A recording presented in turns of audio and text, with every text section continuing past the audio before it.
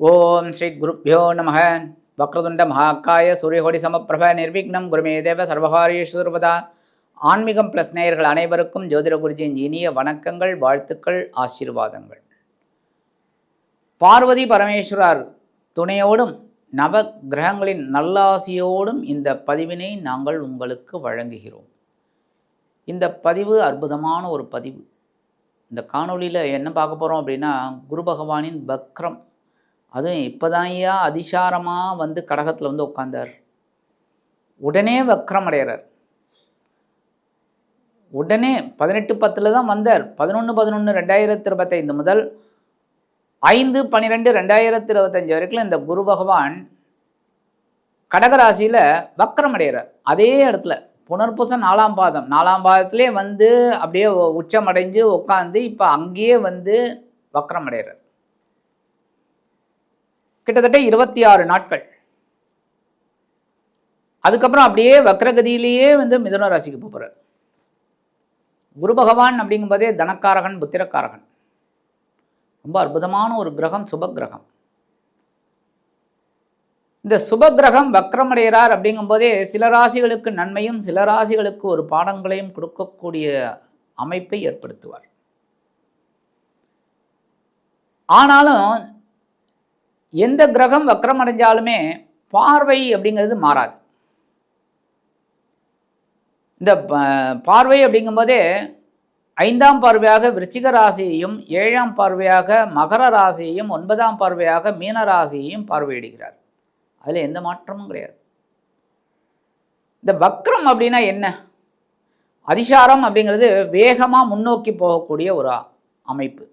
வக்ரம் அப்படிங்கிறது அப்போ பின்னோக்கி போகக்கூடிய அமைப்பு. அப்படின்னா இதில் என்னென்னா ஒரு மாயமான ஒரு தோற்றம் தான் வக்ரம்ங்கிறது. இந்த வக்ரம் வந்து சூரிய பகவானோட நிலையை பொறுத்து தான் இந்த கிரகங்களுக்கு வக்ரம் கிடைக்கிறது. இப்போ இந்த குரு தான் இருக்கும் இடத்திலிருந்து 5ஆம் இடத்துக்கு எப்போ சூரிய பகவான் வராரோ அப்போ தான் இந்த குருவுக்கு வக்ரம் கிடைக்கிறது. இப்போ சூரியன்லேருந்து பார்த்தீங்கன்னா 9ஆம் இடம். கிட்டத்தட்ட 11/11/2025 விருச்சிக ராசிக்கு வர காலகட்டம் தான் அவர். அப்போ விருச்சிக ராசிலேருந்து எண்ணி வந்தீங்கன்னு பார்த்தீங்கன்னா கடகராசி 9ஆம் இடம். அதே சமயம் இங்கேருந்து எண்ணி வந்தீங்க 5ஆம் இடம். 5, 6, 7, 8 அந்த வகையில் வரும்போது 9ஆம் இடம் வர வரைக்கும் வக்ரம் தான் இருப்பார். அதுக்கப்புறம் தான் வக்ர நிவர்த்தி அடைவர். முழு பலம் கிடைக்கக்கூடிய ஒரு அம்சம். இதுக்கு ஒரு சாதாரணமாக சிம்பிளாக ஒரு விஷயம் சொல்லணும் அப்படின்னா, வக்ரம் அப்படிங்கிறதுக்கு ஒரு பஸ்ஸில் நம்ம போயிட்டே இருக்கோம். பஸ்ஸு செம ஸ்பீடு, நல்ல ஸ்பீடில் தான் போயிட்டு இருக்கு. அதுவும் ஹைவேஸ் நல்லா போயிட்டுருக்கு. பின்னாடியே ஒரு பஸ் வேகமாக வந்து நம்மளை ஒட்டி வருது. 2 பஸ்ஸும் ஒரே மாதிரி போயிட்டுருக்கு. நம்ம இந்த பஸ்ஸில் பிரயாணம் பண்ணிட்டு இருக்கோம், இந்த பஸ் இப்படி போயிட்டு இருக்கு. அப்போ நீங்கள் லைட்டாக பாருங்கள், நம்ம பஸ்ஸு பின்னாடி போகிற மாதிரி இருக்கும்.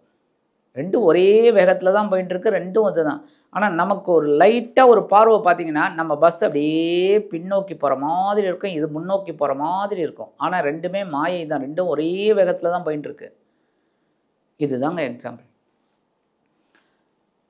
அதோட மாற்றம் பயணங்களில் எதுவுமே இல்லை. அந்த நட்சத்திர சாரத்திலேயே தான் இருக்குது. நட்சத்திர சாரத்திலேயே வரப்போகிறாரு, அவ்வளோதான். எல்லாமே அதே தான். ஆனால் இந்த வக்ரம்ங்கிறது ஒரு மாயை, பின்னோக்கி போகக்கூடிய ஒரு மாயை. அந்த மாதிரி அப்போ பலன்கள் மாறாது. வக்ரம் அப்படிங்கும்போதே சில பலன்கள் மாறும். ஏன்னா ஒரு இடத்துல ஆட்சி உச்சம் அப்படிங்கும்போது அது ஒரு பலன், வக்ரம் அது ஒரு பலன், வக்ர நிவர்த்தி அது ஒரு பலன். சாதாரணமாக ஒரு பயிற்சி, இப்போ குரு வந்து ரிஷபராசிலேருந்து மிதுன ராசிக்கு வந்தார், அது ஒரு பலன். ஆனால் அதே மிதுன ராசிலேருந்து அதிசாரமாக கடகராசிக்கு வந்தது, அது ஒரு பலன். இந்த கடகராசியிலேயே வக்ரம் அடைகிறது அது ஒரு பலன். அந்த கடகராசிலேருந்து வக்ரம் அடைந்து மிதுன ராசிக்கு வர்றது அது ஒரு பலன். அதே மிதுன ராசியில் வக்ர நிவர்த்தி அடைகிறது ஒரு பலன். இந்த மாதிரி ஏகப்பட்ட ஒரு பலன்களை கொடுக்கக்கூடிய ஒரு இது இந்த வக்ரம், அதிசாரம் இந்த மாதிரி வர கிரகங்களுக்கு தான் உண்டு. அந்த வகையில் இந்த குரு பகவான் கடகராசியில் உச்சமடைந்து இப்போ வக்ர கதியில் சஞ்சாரம் பண்ண போகிறார். ஒவ்வொரு ராசிக்கும் என்னென்ன பலாபலன்களை கொடுக்க போகிறார் அப்படிங்கிறத நம்ம பார்ப்போம். அதே சமயம் சப்ஸ்கிரைப் பண்ண அனைத்து இனிய நெஞ்சங்களுக்கும் எங்களது மனமார்ந்த நன்றிகள். கண்டிப்பாக நிறைய பேர் சப்ஸ்கிரைப் பண்ணுங்கள், நிறைய வியூஸ் நிறைய பாருங்கள், ஸ்கிப் பண்ணாமல் பாருங்கள். 10 நிமிஷம் அப்படின்னாலும் இந்த 10 நிமிஷமும் பாருங்கள். அப்போ தான் உங்களுக்கு ஒரு இதில் ஒரு விஷயம் கிடைக்கும். நிறைய பேர் ஸ்கிப் பண்ணி போனீங்க அப்படின்னா அந்த விஷயம் அதுக்குள்ளே போயிடுச்சுன்னா உங்களுக்கு ஒன்றுமே தெரியாது. அதனால் எல்லாமே கம்ப்ளீட்டாக பாருங்கள், அப்போ தான் உங்களுக்கு விஷயம் தெரியும். இப்போ இந்த பதிவை பார்த்துட்டு கமெண்ட்ஸ் பண்ணுங்கள், அதே சமயம் லைக் பண்ணுங்கள், ஷேர் பண்ணுங்கள். இப்போ இந்த பதிவுக்கு போகலாமா? எனது அன்பான மீன ராசி நேயர்களே, இந்த அருமையான காணொலியில் நம்ம பார்க்க போகிறது குரு பகவானின் அதிசார வக்ரம். அதிசாரமாக வேகமாக வந்துட்டு உடனே வக்ரம் அடைகிறார் பாருங்க. இந்த மீனராசி அன்பர்கள் இன்னும் பிரச்சனைகள்லேருந்து வெளியில் வரல. ஆனால் லைட்டாக ஒரு புன்முறுவல், அதாவது புன்முறுவலை கொடுக்குறீங்க. புன்னகை அப்பாடா அப்படின்னு கொஞ்சம் குழப்பத்தில் இருக்கீங்க. ஏகப்பட்ட குழப்பம், பாவம்.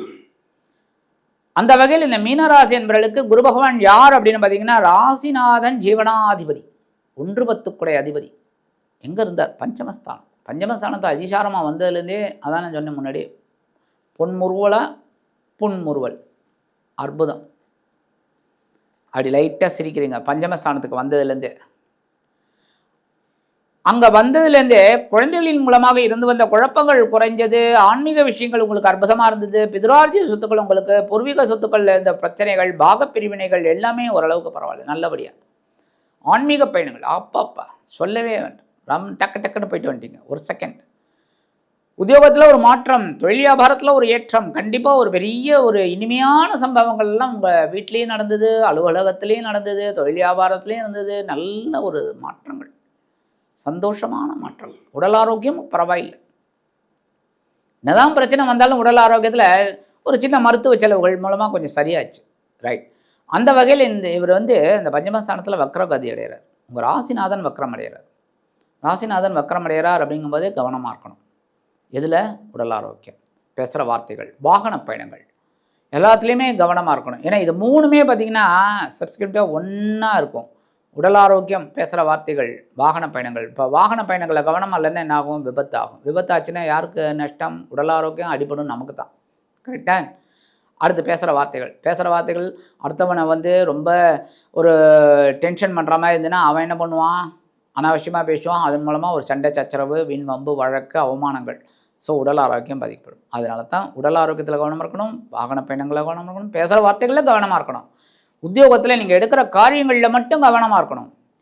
சக நண்பர்களோட பர்சனல் மேட்டர்ஸ் அது இது எதுலேயுமே நீங்கள் தலையிடக்கூடாது, தேவையில்லை. அவங்களே உங்களை தேடி இந்த மாதிரி நடந்துருச்சுப்பா எங்கள் குடும்பத்தில், இந்த மாதிரி நடந்துருச்சு அப்படின்னு நான் சொன்னால் கூட நீங்கள் ஒன்றும் அட்வைஸ் பண்ண வேண்டாம். புரியுதா? ஆறுதலாக 2 வார்த்தை சொல்லிட்டு போயிட்டே இருக்கேன். அதுமாரி தொழில் வியாபாரத்தில் முக்கியமாக கூட்டாளிகள்கிட்டலாம் அப்படியே அனுசரணையாக போகிறது ரொம்ப நல்லது. அவங்களெல்லாம் பகைச்சிக்கக்கூடாது. அதுமாரி நண்பர்கள்ட்டையும் அப்படி தான் ரொம்ப விசேஷமாக பார்த்துக்கணும், கவனமாக இருக்கணும் ஒவ்வொரு விஷயத்துலையும். அதுமாதிரி வெளியூர் வெளிநாடு பயணம் இதெல்லாம் ரொம்ப கேர் எடுத்து போகணும். டப்புன்னு போகிறதுன்னு அங்கே அதெல்லாம் கூடாது. அதாவது நமக்கு ஏதாவது மருத்துவ செலவுகள் இருக்கா, மருந்து மாத்திரை சாப்பிட்றோமோ அப்படின்னா அதெல்லாம் கரெக்டாக மெயின்டைன் பண்ணிட்டு, இப்போ ஒரு ஊருக்கு போய் ஒரு 30 days அங்கே தங்க போகிறோம். இப்போ ஒன்றும் இல்லை, வெளிநாடு போயிட்டு எல்லாம் ஒரு 4-5 மாதம் இருந்துட்டு தான் வருவாங்க எல்லாருமே. யாருமே போனோம் வந்தோன்னு வியாபாரிகள் தான் போயிட்டு வருவாங்க. போனோமா வந்தோமான்னு தொழில் வியாபாரம் செய்கிறவா தான். மற்றபடி இந்த மூத்த வயதை சேர்ந்தவர்கள்லாம் போயிட்டு பையன்கிட்ட ஒரு 6 மாதம் இருந்துட்டு வரலாம் அப்படிங்கும்போது அதுக்குண்டான மருத்துவம் அதெல்லாம் கரெக்டாக எடுத்துன்னு போயிடணும். புரியுது? அந்த மாதிரி கேர் எடுத்துக்கிறது நல்லது.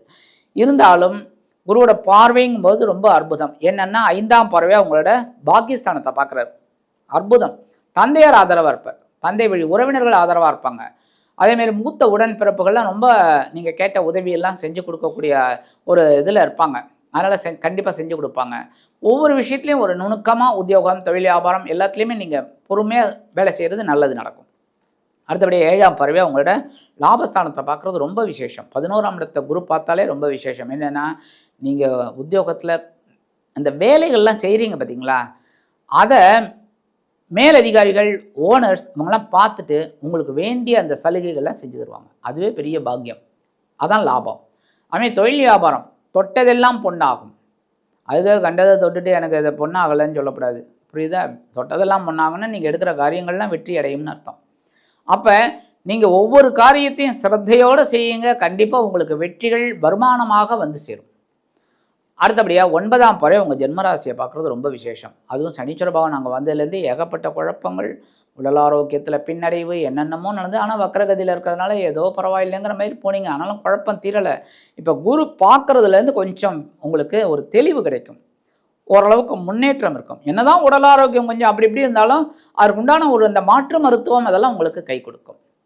சரி, பரிகாரமாக என்ன பண்ணணும்? கண்டிப்பாக சித்தர் பெருமக்கள், குரு மகான்கள், ஏன்னா உங்கள் ராசிநாதன் குரு, கண்டிப்பாக குரு மகான்கள் யார்? காஞ்சி மாமுனி, அதே மாதிரி ஷீரடி சாய்பாபா. நிறைய பேருக்கு அது ஷீரடி சாய்பாபா வந்து ஒரு இதுவாக எடுத்துக்க மாட்டேங்கிறீங்க, அது பரவாயில்லை, அவங்க உங்கள் இஷ்டம், அது தப்பு இல்லை. அதேமாதிரி ராகவேந்திர சுவாமி, இந்த மாதிரி குரு மகான்களை வழிபாடு பண்ணுறது ரொம்ப விசேஷம். ரமண மகரிஷி, வேதாத்ரி மகரிஷி, நிறைய பேர் இருக்காங்க. யோகி ராம் சுரத்குமார், எல்லாரும் எவ்வளோ மகான்கள் இருக்காங்க. மகான்களை தரிசனம் பண்ணுறது, மகான்களை வழிபாடு பண்ணுறது ரொம்ப விசேஷம். ஆக இந்த சின்ன பரிகாரம் வியாழக்கிழமை பரிகாரம் பண்ணுங்க.